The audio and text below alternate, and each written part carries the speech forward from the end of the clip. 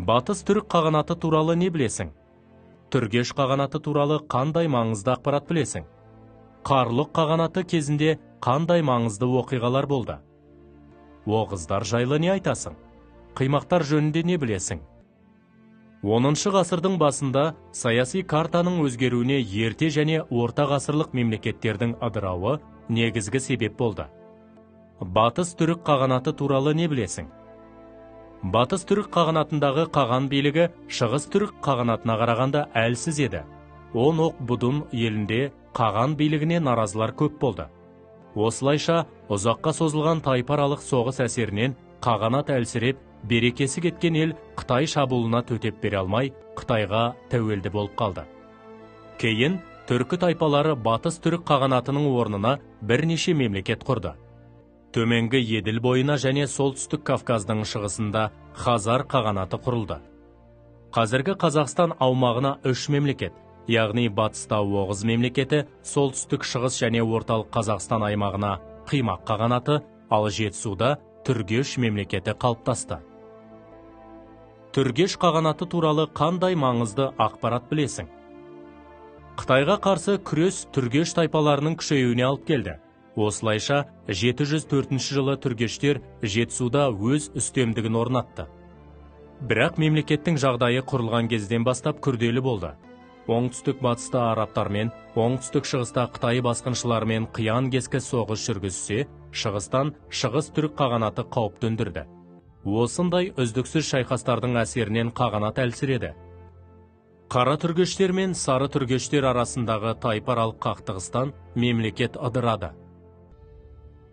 Қарлұқ қағанаты кезінде қандай маңызды оқиғалар болды? 756 жылы қарлұқтар түргештерді ығыстырып, Жетісу аумағына өздерінің саяси үстемдігін орнатты. Бірақ мемлекет басшысы Жабғудың билігі өте әлсіз болды. Арабтармен күресте мемлекет әлсіреді. 940 жылы Қашқар түркілері Баласағұн, Испиджаб қалаларын басып алып, мемлекет құлады.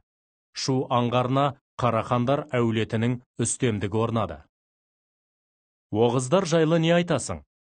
Деректерге қарағанда Оғыз тайпасы Жетісу аумағында қалыптасқан.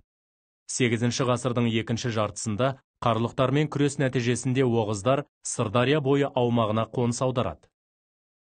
9 ғасырдың соңында хазарлармен одақтаса отырып, печенектерге соққы беріп, Еділ мен Жайық бойы аралығын толық иемденді. Бірақ ұзақ жылдарға созылған соғыс және халықтан көп мөлшерде алынған алым салық Оғыз тайпаларының наразылықтарын туғызып, мемлекетті әлсіретті. Сөйтіп, 11 ғасырдың екінші жартысында күшейе бастаған қыпшақтар Оғыздарды Сырдария, Арал бойынан бір жолата ығыстырып, билікті өз қолдарына алды. Қимақтар жөнінде не білесің? 8-9 ғасырлар аралығында солтүстік шығыс Қазақстан аумағында Қимақ тайпалық одағы қалыптасты. Қимақ елі қуатты мемлекет болды. Алайда қағанаттың өз ішінде билік үшін талас тартыс күшейе түсті. Қимақтар құрамындағы қыпшақтар Аралдың батысы мен Каспийдің солтүстік өңіріндегі оғыздарды қозғап, оларды оңтүстікке және Қара теңіз далаларына көшуге мәжбүр етті.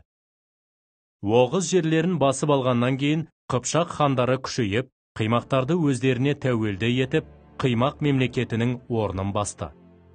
Осылайша, тарих сахнасында Қарахан мемлекеті мен Қыпшақ хандығы пайда болды.